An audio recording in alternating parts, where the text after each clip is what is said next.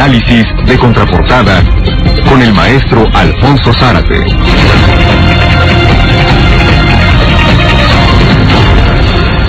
¿Cómo le va, maestro Zárate? Muy buenas tardes. ¿Qué tal, Carlos? Buenas tardes. ¿Qué le parece los brotes de violencia social y la respuesta policial?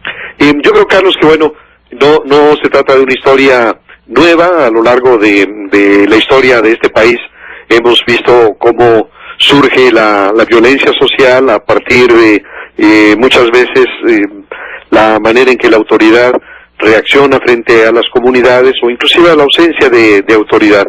Pero ahora lo que sorprende es cómo se están multiplicando estos fenómenos y en espacios tan cercanos a lo que es el centro de poder político en México. Lo que ocurrió, por ejemplo, apenas el día 21 de mayo en este pueblo de San Bartolo Amillalco, en la delegación Álvaro Obregón, es muy significativo.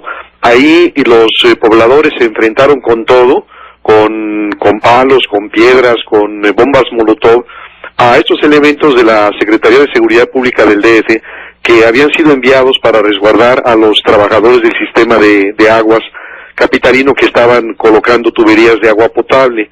Hay una escena especialmente de ese enfrentamiento que se repitió en los medios, en donde está un granadero tendido en el suelo y la gente lo está golpeando, lo está pateando, lo está apaleando. Y como sabemos, al final de todo esto quedó un saldo de 104 pobladores y 101 policías heridos, 5 de ellos de gravedad. Y por esto el secretario de Seguridad Pública del DF, Jesús Rodríguez Almeida, habló de brutalidad ciudadana, y creo que así fue. Se trata de un fenómeno que llama la atención de esta manera en que se comportan las turbas, y también creo que llama la atención el hecho de que una presencia tan numerosa de policías que solamente portaban escudos no haya podido controlar, sino al contrario, que haya sido rebasada por los pobladores.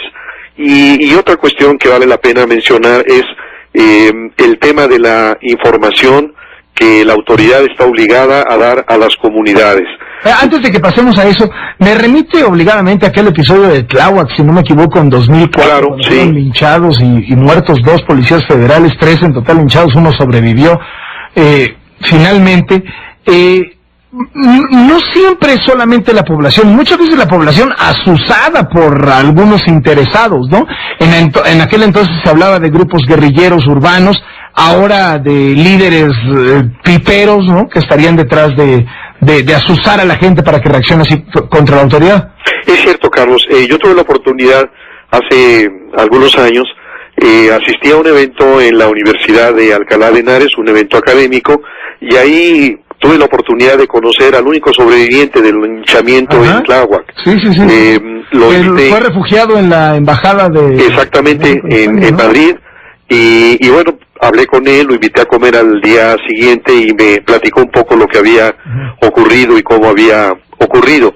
Se trataba de un joven de la Policía Federal y ellos estaban en una operación tratando de identificar algunas células guerrilleras. Edgar Moreno Nolasco. Exactamente. Sí.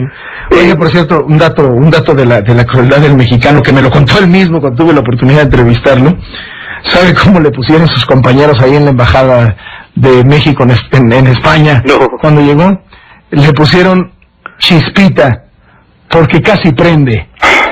Ya de que le rociaron gasolina. No, la crueldad enorme, ingenio, pero... Pero bueno, él se lo tomó bien, por lo menos. Bueno, y seguramente usted tenía la misma impresión de él, digamos, un joven sano. Absolutamente. Absolutamente. Que estaba cumpliendo su deber, ¿no? Así estaba cumpliendo su tarea. Y recuerdo también que me comentó que ya se estaban yendo de ese pobladito de Tláhuac cuando su superior, que venía manejando, le dijo, bájate y dame esta información de la escuela. Él todavía le dijo, bueno, jefe, ¿por qué no lo hacemos mañana? No, bájate. Y entonces él se baja, y claro, ya los tenían detectados estos grupos. Entonces inmediatamente alguien lo aborda y le dice, ¿qué haces aquí? No, pues bajé a tomar un helado. Pues no, lo detienen, y para el momento en que lo detienen también ya habían desviado a sus compañeros, y empieza esta brutal golpiza y este linchamiento. Creo que ese dato está presente, es decir, la manera en que estos grupos en ese momento guerrilleros habían generado en la comunidad la impresión de que se trataba de secuestradores y que podían secuestrar a sus niñas, etcétera, y entonces enardecen a la comunidad. Y en el caso de San Bartolo también ocurre algo interesante, porque son estos grupos externos los que persuaden a sectores de la comunidad que les van a robar el agua de su manantial. Pero yo creo que ahí un dato que hay que destacar es por qué existe esa credibilidad, por qué la comunidad puede creerle a quienes los incitan a la violencia. Y yo creo que aquí tiene que ver con varias cosas. Una de ellas es las distorsiones de nuestro proceso de crecimiento. El hecho de que estas comunidades con frecuencia colinden con desarrollos de alto costo, en donde por un lado están comunidades como esta, en donde muchas de las viviendas carecen de los servicios elementales, y entonces esta idea de se van a llevar nuestra agua para llevársela al nuevo Santa Fe, en fin, genera una enorme irritación. Pero detrás de esto también está la incapacidad de la autoridad delegacional y de la autoridad del gobierno del DF para enseñar la naturaleza del proyecto. En realidad, el proyecto de ninguna manera toca el manantial, sino que está recibiendo aguas del Cuchamala. Inclusive el proyecto tiene como propósito el proveer de este líquido a un buen número de viviendas que carecen de él. Y bueno, ese es un fenómeno muy dramático de los últimos días. Pero hay otro ejemplo que es el que se produjo cuando un operativo policíaco contra talamontes en esta comunidad de San Andrés, en el Estado de México, generó la muerte de un presunto talamontes que era vecino de ese lugar, y también la gente se levanta y bueno, otro fenómeno muy desafortunado. Y yo creo que estos hechos ejemplifican que en nuestra sociedad existe algo torcido. Esta barbarie, esta incivilidad brotan en un entorno de impunidad estructural, donde nadie es castigado por los medios institucionales, donde la justicia por propia mano se justifica ante la ineptitud de las fuerzas de seguridad y de procuración de justicia. Y creo que detrás de esto de alguna manera está el llamado síndrome del 68, en donde la brutalidad policíaca dejó una huella muy dura en la historia de México, y a partir de ello las autoridades, los gobernantes, se enfrentan a un falso dilema, que es represión o tolerancia.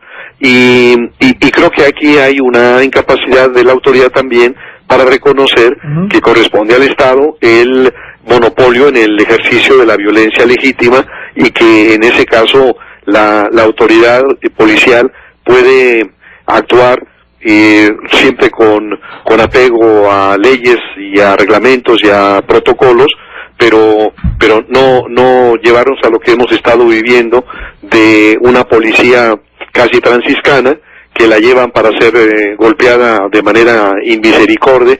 Y bueno, creo que todo esto nos habla de otra de las asignaturas que tenemos pendientes, que es el desarrollar corporaciones policiales en donde el policía esté bien remunerado, tenga prestaciones, tenga seguridad, que fortalezca su sentido de dignidad, y al propio tiempo que genere un respeto a la comunidad. Hay mucho, Carlos, por avanzar en esta materia. Maestro Zárate, como siempre, muchísimas gracias. Un abrazo. Hasta luego. El maestro Alfonso Zárate es analista de Contraportada.